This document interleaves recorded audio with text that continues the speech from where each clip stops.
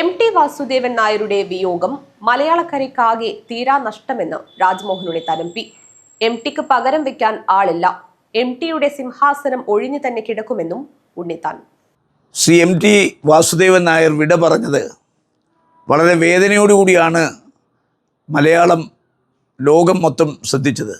കാര്യം മലയാളത്തിൻ്റെ ഒരു സ്വകാര്യ അഹങ്കാരമായിരുന്നു എം.ടി. വാസുദേവൻ. സാഹിത്യത്തിലും ചെറുകഥാരംഗത്തും സിനിമയിലും അതുപോലെ തന്നെ തിരക്കഥാരംഗത്തും സംവിധാന രംഗത്തുമൊക്കെ മായാത്ത വ്യക്തിമുദ്ര പതിപ്പിച്ച എം ഡിക്ക് പകരം വയ്ക്കാൻ ഒരാളില്ല എന്നുള്ളതാണ് സത്യം.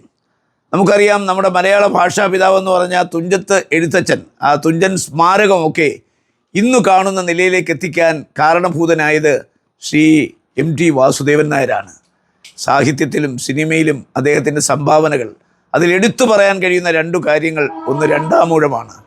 അതുപോലെ തന്നെ രണ്ടാമൂഴം കഴിഞ്ഞാൽ പിന്നെ ഒരു വടക്കൻ വീരഗാഥയാണ്. ജനങ്ങളുടെ മനസ്സിൽ ഒരു വെറുപ്പ് മാത്രം സൃഷ്ടിച്ചിരുന്ന ചതിയൻ ചന്തുവിനെ ഒരു വീരനായകനാക്കി മാറ്റാൻ വടക്കൻ വീരഗാഥയിലൂടെ അദ്ദേഹത്തിന് കഴിഞ്ഞു. അതുപോലെ തന്നെ രണ്ടാമൂഴത്തിലും വാദി പ്രതിയാകുന്നു, അല്ലെങ്കിൽ വില്ലൻ നായകനാകുന്ന കാഴ്ചയാണ് രണ്ടാമൂഴത്തിൽ നമ്മൾ കണ്ടത്. അദ്ദേഹത്തിൻ്റെ സിനിമാ രംഗത്തെ പ്രാഗൽഭ്യം ഒന്ന് വേറെ തന്നെയാണ്.